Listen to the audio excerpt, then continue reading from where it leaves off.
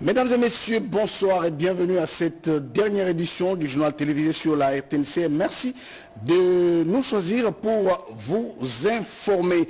La population congolaise est semblable à celle de l'Ukraine. Message de mise en garde lancé par le procureur de la Cour pénale internationale en séjour à Kinshasa. Il a rencontré le président de la République ce soir. Nous suivrons cela en images. Et puis l'énonce apostolique a également évoqué la question de la guerre d'agression et la crise humanitaire. Voilà tout pour les titres ce soir. Mesdames et messieurs, bonsoir et bienvenue à cette grande édition. Le procureur de la Cour pénale internationale, Karim Khan, est formel, reste formel. Les différentes crises ou les différents crimes qui sont commis en République démocratique du Congo, les auteurs seront poursuivis après avoir réuni tous les éléments. Il l'a dit au président de la République ce soir à la cité de l'Union africaine, Pierre Kibambe Somoïssa. La Cour pénale internationale est impliquée activement dans une situation qui date de depuis 2004 en République démocratique du Congo. Reçu ce mardi à la cité de l'Union africaine par le président de la République Félix Antoine Tshisekedi Tshilombo, le procureur général de la CPI, Karim Khan, l'a souligné. Les populations de la République démocratique du Congo ont droit à la loi, à la protection de la loi et à la justice, a indiqué le procureur général. Il a rappelé avoir signé un protocole d'accord en RDC en 2023, précisant que le président de la République a accepté qu'une conférence internationale se tienne au mois d'avril prochain à Kinshasa. Le professeur Taylor Lubanga, qui a assisté à cette entrevue, parle de la conférence internationale de Kinshasa. Nous avons convenu avec le bureau du procureur depuis le mois de juin 2023 de mettre en place une conférence internationale qui sera chargée d'examiner les causes de la crise sécuritaire du pays, les causes des drames humanitaires, mais également l'instabilité que nous vivons depuis des années dans la partie orientale de notre pays.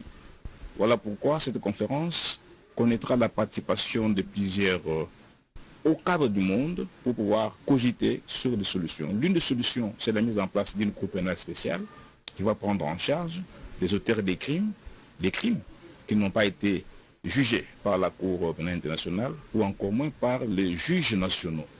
Il va être question à l'occasion de cette conférence d'examiner les voies et moyens de l'instauration de cette Cour pénale spéciale pour le Congo et que nous attendons de tous nos voeux pour finalement arriver à une approche holistique et globale qui prendra en charge à la fois les crimes de la CPI et ceux qui seront commis ici, mais qui vont être jugés par un mécanisme mixte, c'est-à-dire le mécanisme constitué des experts de la CPI, donc le juge de la CPI et les juges nationaux qui seront sélectionnés sur base d'un critérium connu de moralité, des compétences, de manière à lutter durablement contre l'impunité des crimes les plus graves. Que tous les seigneurs de guerre, toutes les milices, dans n'importe quelle partie de la RDC, notent que nous sommes en train de trouver de nouvelles voies pour forger un nouveau partenariat avec la RDC, a dit le procureur général de la CPI. Il a émis le vœu que la RDC ait un futur glorieux auquel il a droit. C'est le temps des actions, a conclu le procureur général Karim Khan. Et puis poursuivons ce journal par cette rencontre du président de la République avec les nonces apostoliques à Kinshasa. La guerre d'agression et les crises humanitaires à l'est de la RDC étaient au menu de leurs entretiens. Nous avons eu un entretien très cordial. J'ai apprécié l'esprit d'ouverture du président de la République. C'est en ces termes que s'est exprimé Monseigneur Mitja Lescovar, nonce apostolique en République démocratique du Congo, qui a été reçu ce mardi à la cité de l'Union africaine par le président de la République Félix Antoine Tshisekedi Tshilombo. Le représentant du Saint-Siège a salué les succès diplomatiques actuels de la RDC au niveau international. Il a dit avoir échangé avec le chef de l'État sur des questions liées à la situation sécuritaire et humanitaire dans l'est de la RDC qui pourrait, selon les nonces apostoliques, trouver des solutions durables au niveau régional avec les processus de Luanda et de Nairobi. Nous avons parlé de plusieurs questions, soit aussi qui touchent tous les pays, aussi des succès de la diplomatie de RD Congo au plan international Nous avons échangé aussi sur la question de l'Est du pays, de l'énorme souffrance de la population dans l'Est et aussi des possibilités pour promouvoir la paix. Parce que les hostilités peuvent s'arrêter et les gens peuvent reprendre la vie, comment on peut dire, quand même plus ou moins normale, sans cette peur des tueries et des violences qui continuent encore dans l'Est du pays. Cette situation, bien sûr, est complexe. Il y a plusieurs acteurs à l'extérieur, à l'intérieur des pays. Et ce que c'est vraiment important, c'est ça que aussi Pape François a toujours exhorté, d'arrêter la violence et de se parler. C'est la question aussi de trouver les solutions au plan diplomatique. Il y a aussi pour cette action diplomatique déjà un cadre qui sont les processus de Luanda et de Nairobi, qui maintenant sont deux processus complémentaires, même on peut le dire dans quelque manière fondus ensemble, chacun avec ses aspects. Mais c'est surtout dans ce cadre-là que aussi le Saint-Siège soutient tous les parts intéressés à ce conflit, de se mettre aux tables et de trouver les solutions dialoguées. Ce n'est pas avec la force, avec les armes, avec le terreur envers la population qu'on peut obtenir la paix. Monseigneur Mitja a par ailleurs indiqué que le chef de l'État l'a rassuré de ses prières pour le pape François qui se trouve ces jours dans les hôpitaux. On change de chapitre, nous allons nous rendre à Genève. La chef du gouvernement, Judith Suminwa, poursuit son séjour en Suisse et en marge de la 58e session de la réunion du Conseil de sécurité des droits de l'homme. La première ministre de la République démocratique du Congo a eu plusieurs rencontres. Voici le résumé de ces rencontres avec Chimène Dondo. L'histoire nous jugera implacablement si nous ne faisons rien pour mettre fin au conflit en République démocratique du Congo et dans d'autres parties du monde. Conflits qui ne font que raviver la flamme de l'ignominie et tournent en dérision les principes et buts sacro-saints de notre organisation que sont la paix, le développement et les droits de l'homme. Après son discours, qui a été bien accueilli par les autres États membres de la tribune du Conseil des droits de l'homme, la chef du gouvernement congolais, Judith Suminwa Tuluka, a eu plusieurs rencontres bilatérales et multilatérales en marge de la dite session, essentiellement sur le soutien aux populations victimes de l'occupation rwandaise dans les deux Kivu. Judith Suminwa a eu tour à tour des entretiens avec le secrétaire général de l'ONU, Antonio Guterres, le haut-commissaire aux réfugiés, Filippo Grandi, le représentant spécial de l'Union européenne en matière de droits de l'homme, Olof Skog, ainsi que le conseiller fédéral suisse aux affaires étrangères, Ignacio Cassis. Elle a sollicité l'accompagnement de ses partenaires pour la mise en place rapide d'un couloir humanitaire. L'objectif étant d'une part de sauver de milliers de personnes encore piégées dans le territoire occupé et d'autre part de faciliter le travail des humanitaires dans ces zones de conflit en vue d'assister le blessé et le déplacé.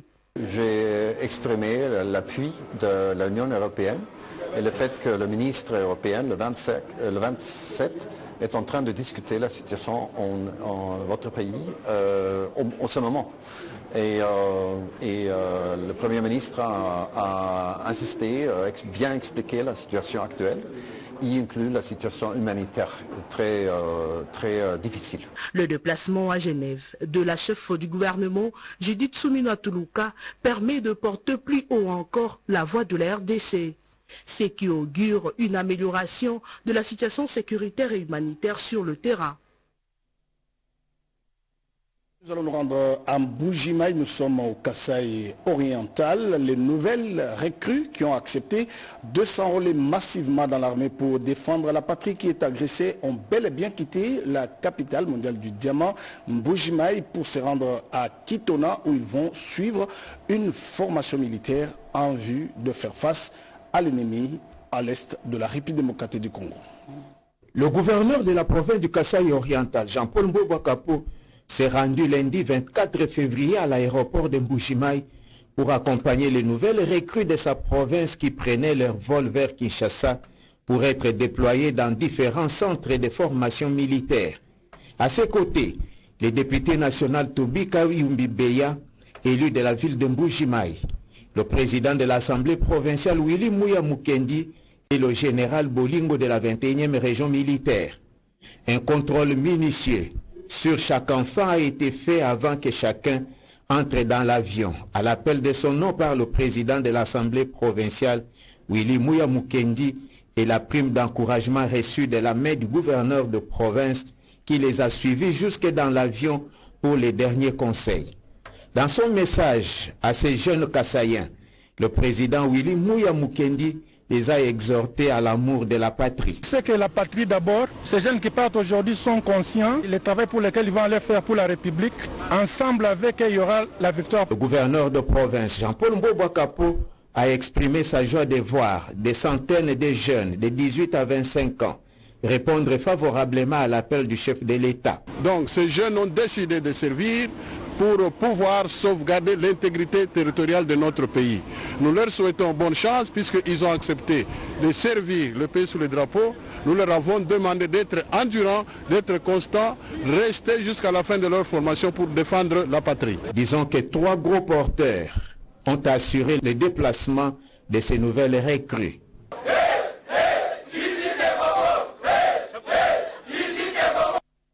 C'est un bel exemple qui est suivi à travers l'ensemble du pays, la patrie ou la mort. Nous allons rentrer à Kinshasa.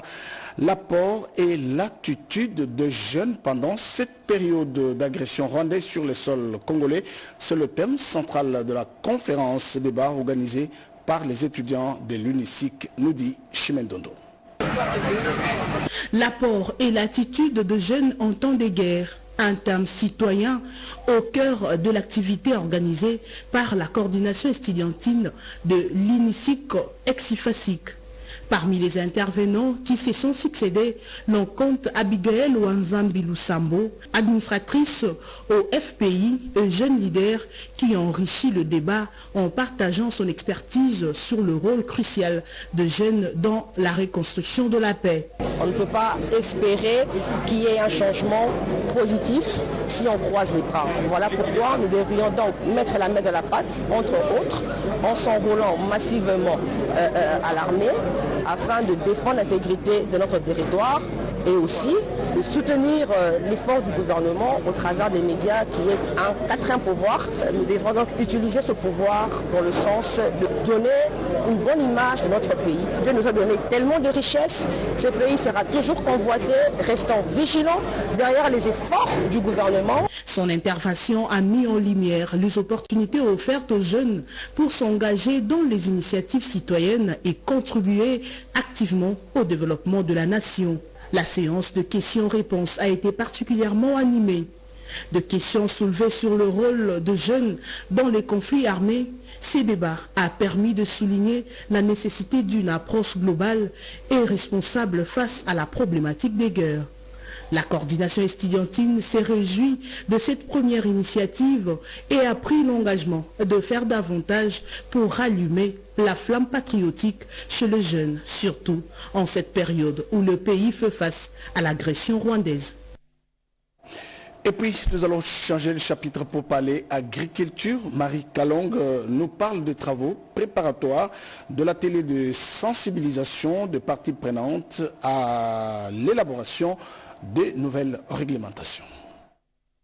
Les délégations du marché commun de l'Afrique orientale et australe, en sigle COMESA, sont déjà à Kinshasa dans le cadre des préparatifs des travaux de sensibilisation des parties prenantes à l'élaboration de nouvelles réglementations concernant les législations sur les semences en conformité avec les directives du COMESA. Ce mardi, ils ont été reçus en audience par le ministre d'État de l'Agriculture et Sécurité alimentaire, ingénieur Grégoire Mouchaïl Moutombe. L'objectif de ces travaux est de garantir l'harmonisation des lois et réglementations sur les semences COMESA en RDC. Selon John Chamba Makassa, agribusiness du COMESA, les lois ont été élaborées ainsi que les réglementations et politiques qui vont consolider l'industrie sémencière dans la région. Notre venue au Congo a pour but de garantir l'harmonisation des lois et réglementations sur les semences COMESA en RDC. Ces lois sur les semences sont représentatives du COMESA, qui est membre de 21 pays d'Afrique. Le patron de l'agriculture et sécurité alimentaire, Grégoire Mouchaïl Moutombe, compte augmenter la production agricole par la production des semences. L'harmonisation des lois sur les semences permettra ainsi aux acteurs de la chaîne de valeur de semences en RDC à accéder au marché plus large disponible dans la région. Et puis nous allons prendre Séverine Katanda qui nous parle de la présentation de nouvelles initiatives pour le développement du capital humain. Au cours d'une réunion d'évaluation et de planification des activités de 2025-2026, les coordonnateurs de la ville-province de Kinshasa du groupe Compétences, Intelligence, Développement et Expertise, CID Solidarité en sigle, étaient en réunion ce dimanche 23 février 2025 pour discuter sur les nouvelles innovations à apporter au programme de ce groupe. Le docteur Michel Mouvoudi, initiateur de cette plateforme apolitique et non confessionnelle, fonctionnant avec le budget participatif de ses membres, veut impacter la jeunesse en développant son capital humain par la création de l'emploi, de richesse, le leadership et la promotion des valeurs comme la solidarité, socle du développement d'un pays. Nous lançons une application qui s'appelle le CID qui va permettre de fédérer plus de 500 millions de membres à travers le monde. Nous venons de lancer une application qui s'appelle le CID Market, en fait qui va intégrer le consortium de tous les entrepreneurs. Nous voulons créer un marché interne où les membres du groupe commencent à interchanger sur les biens, les produits, mais aussi comment nous devenons nos propres clients de nos services. Avec ces 200 000 membres en RDC et à travers le Gabon, le Congo-Brazzaville et même la Belgique, l'accélération de la mise en place des valeurs figure parmi ses priorités. J'ai beaucoup insisté sur la place de l'unité, la place de la paix, la place, n'est-ce pas, de la solidarité. On est un peuple, nous devons construire ensemble. Nous devons faire en sorte que tout ce que nous faisons touche le long terme. Ça veut dire passer de génération en génération. En attendant une prochaine réunion par vidéoconférence avec ceux de province, le docteur Michel Mouvoudi a fait un appel à la responsabilité de chaque Congolais dans la construction de l'amour, la paix et de l'unité durant cette période difficile de guerre qui traverse la RDC. Et puis on va prendre autre chose à présent. Les femmes entrepreneurs bénéficiaires du projet Transform ont été identifiées avant de passer à la formation. Précision avec Yvette Makontima. Cette journée a permis d'identifier les bénéficiaires du projet Transform qui vise l'encadrement et financement des petites et moyennes entreprises congolaises. S'inscrivant dans la philosophie des politiques conçues par le chef de l'État, Félix-Antoine Tshisekedi Tshilombo, ce projet a été porté et matérialisé par le gouvernement avec l'appui de la Banque mondiale. La Chambre du commerce, de l'industrie et des services en RDC a servi de cadre pour accueillir cette rencontre. La Chambre de commerce, d'industrie et de services dont je suis président a cédé, et là parce que nous avons cédé notre espace à l'exercice, à la réalisation de ce projet en termes d'identification du public cible qui va suivre la formation. La responsable de ce projet, Mimi Modjaka, a donné les grandes lignes de la formation qui sera organisée. L'idée pour nous, c'est d'aller vers les mamans. C'est-à-dire nous allons faire leur cartographie et prévoir des espaces qui se rapprochent d'elles, soit du lieu du travail, soit du lieu de leur domicile. C'est une formation qui aide les mamans à mieux se prendre en charge dans cette activité qu'elles font dans l'entrepreneuriat, qui va les aider à être plus résilientes et plus performantes elles vont aussi apprendre à mieux gérer leurs activités. Au cours de cette journée d'identification, les femmes bénéficiaires de l'encadrement et financement du projet Transforme ont exposé leurs produits, une belle initiative, symbole de l'autonomisation de la femme congolaise. Et puis la ministre de l'Éducation nationale a inauguré un forage d'adduction d'eau à Moamba. Ce projet est initié par la coordination des anciens élèves du Moamba. Rodempanda signe ce reportage. C'est au complexe scolaire du Mont-Amba à l'université de Kinshasa que les anciens élèves de cette école, regroupés au sein de l'association des anciens du Mont-Amba, ont procédé à la remise du forage d'adduction d'eau potable, œuvre d'une haute facture. C'est en présence du ministre de l'Éducation nationale, Raissa Moll, du professeur Jean-Marie Kaembentumba, recteur de l'UNIKIN, le corps des enseignants et personnels, sans oublier les élèves.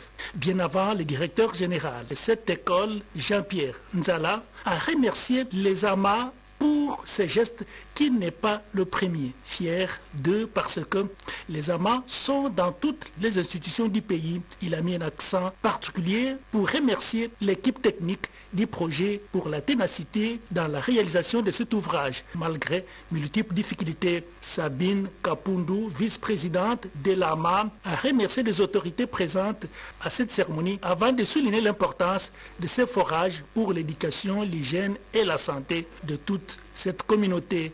Le docteur Lionel Mouyoukou, membre de l'équipe technique du projet, a fait savoir à l'assistance les contraintes et les obstacles rencontrés pour qu'enfin aujourd'hui qu'on œille ce forage. Le professeur Jean-Marie Kayembe a remercié tous les amants pour ce geste qui est profitable pour toute la communauté universitaire, cette génération et celle d'avenir.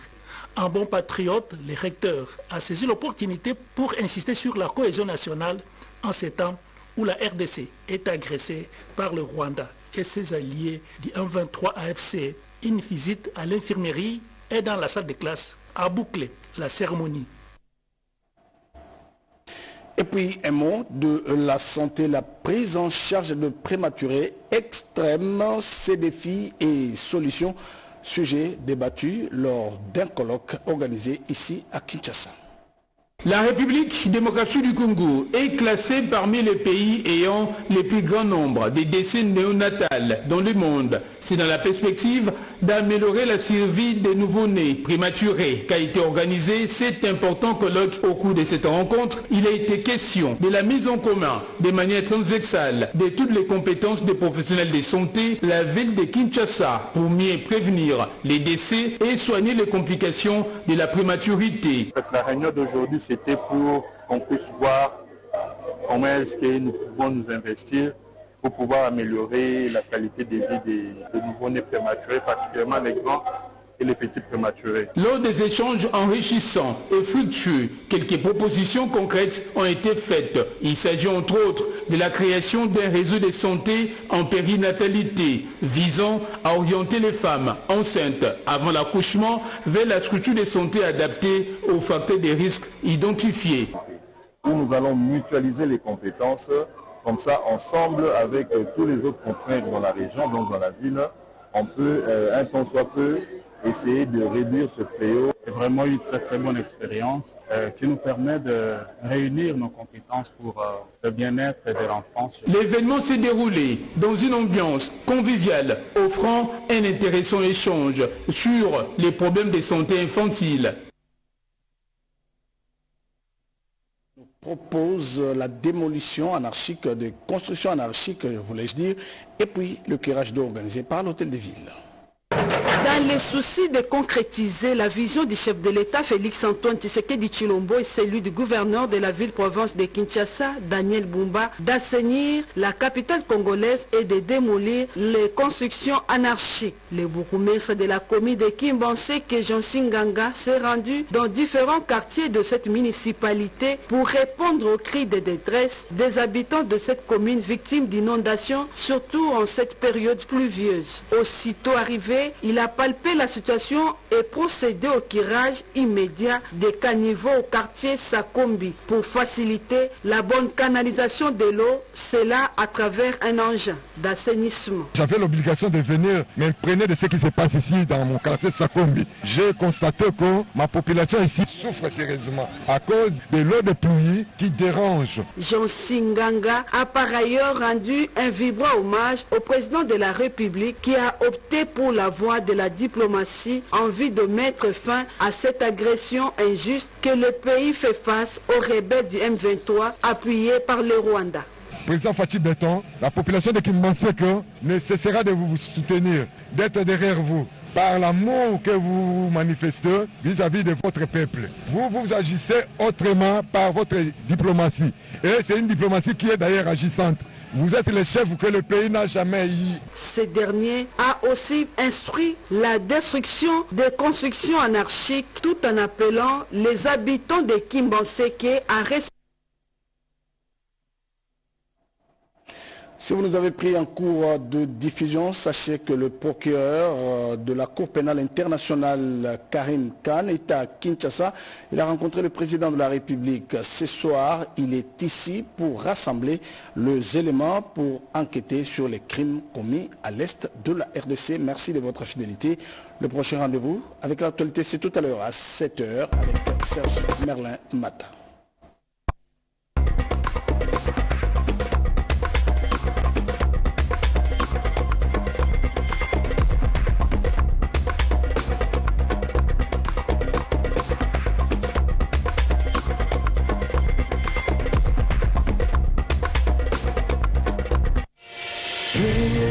Young